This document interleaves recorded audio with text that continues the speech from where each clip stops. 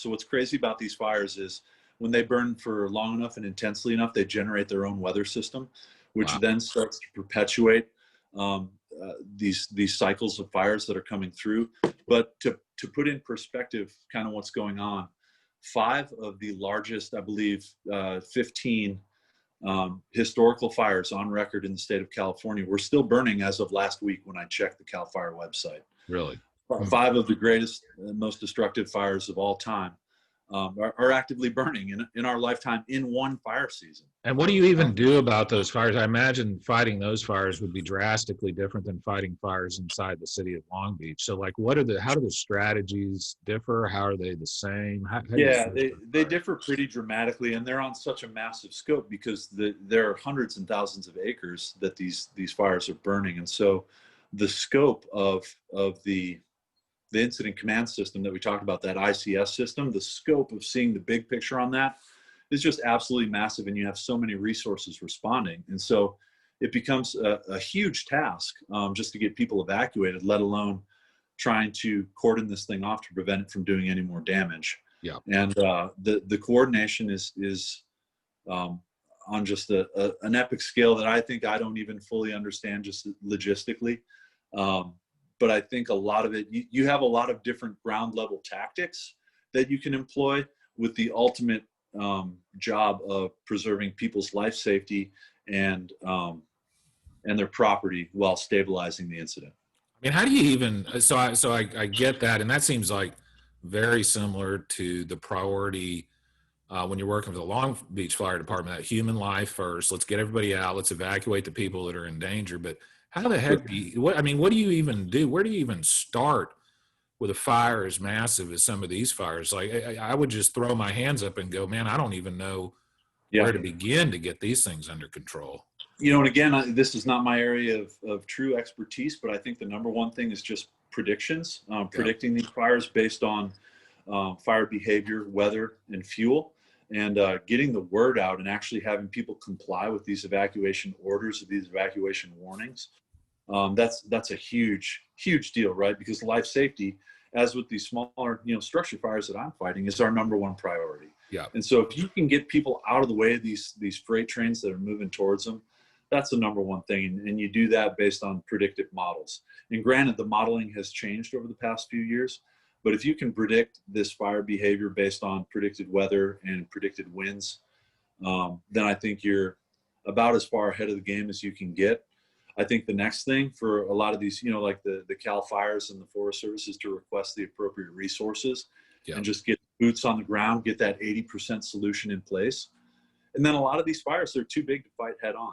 Yeah. And so you have to fight them, from places where they've already burned, protect structures that you can, and unfortunately write off areas where you have to write them off.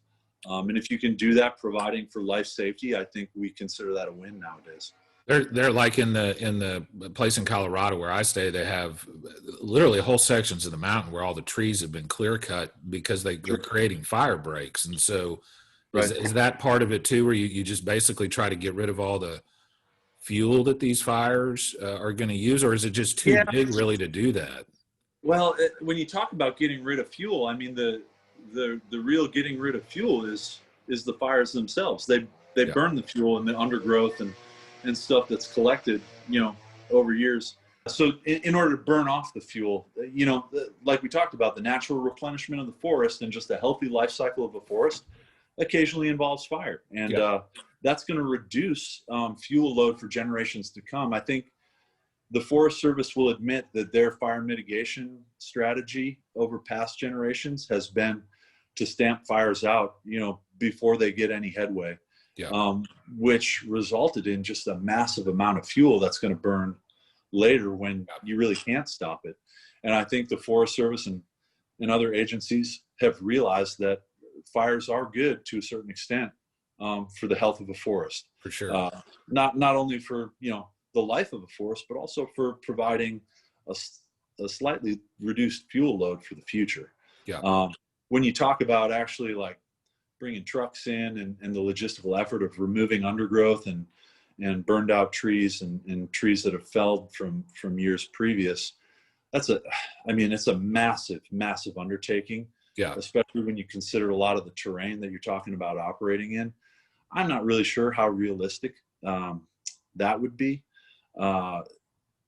It's a thought, but yeah, economically and logistically, I'm not sure how realistic. I can't even imagine how they would go. I mean, you would have to remove so much stuff that it would just be such a massive undertaking. So in Texas, what we do all the time, we have mesquite and cedar issues sometime, and that can be very invasive. And we'll use fires on land to clear that out, and that seems to be much more effective, much easier, frankly, than rooting out all those cedar trees and mesquite trees and stuff like that. So maybe what I hear you saying is, maybe going forward, we need to start some fires ourselves to kind of clear stuff out. Of course, the problem is it's so dry. Like you said, there hasn't been a big rain in April that, you start a fire that you think is controlled. Next thing you know, it's out of control. So you got to be real careful about that, right? Well, and these guys are professionals. And I will say that the Forest Service, CAL FIRE do an excellent job of planned burns, right? And burning out areas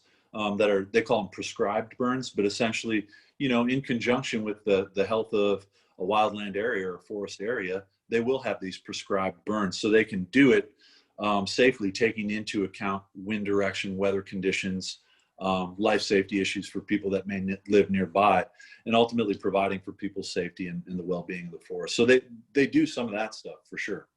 How close, Nick, are we to getting through these big fires out in the West and California and other places? I mean, are we 4 months away, 6 months away? Are we going to be dealing with this for years? Yeah. I mean, what's the future look like?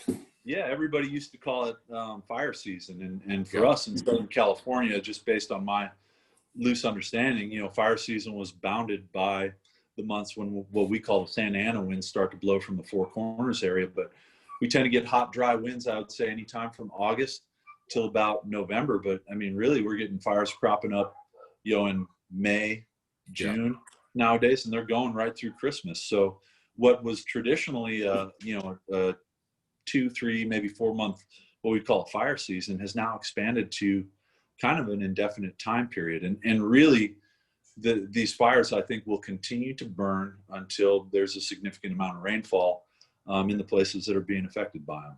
Yeah. At least in California, that seems to be the case. Or they run out of fuel, right? Yeah. Or they just burn up all their fuel. Yeah. Sure. And I will say that a lot of the fires, even though they're burning, and we talked about those 5 of the largest, 15 fires still burning actively, that doesn't mean that they're burning uncontained. So when you can get the containment around them, that tends to dictate their behavior in the direction that they're going to burn a lot more than when they're just burning uncontrolled and freely. Well, Nick, I don't know, and I'm fairly sure that no one really knows how much of this is global warming, how much of this is the management, the human management, how much of this is us building in areas where we should be. But here's one thing I do know. I certainly hope that the appropriate experts use this opportunity to figure out, part of this is climate change, and here's what we can do about it. Part of this is management. Here's what we can do about it. Part of this is the human activity, and here's what we can do about it. It worries me a little bit that, like everything nowadays, even the California fires are kind of being politicized in a way, and I think that's a problem. I hope we can get past this. Like you said, these fires are really of kind of epic proportions, and unfortunately, I think it's the way a lot of things are trending in our world, as we're seeing now. And I think there's an argument that can be made for and against global warming, or for any number of reasons. Sure. But all these things that we're facing nowadays are so complicated. There's not just one factor. And I believe in global warming. Yeah. Whether your listeners do or not is completely up to them. But at the end of the day, I think being able to have a conversation and collaborate on the resolutions to a lot of these issues are what is going to be the thing that gets us through. It's the collaboration and the ability to have a human connection with another person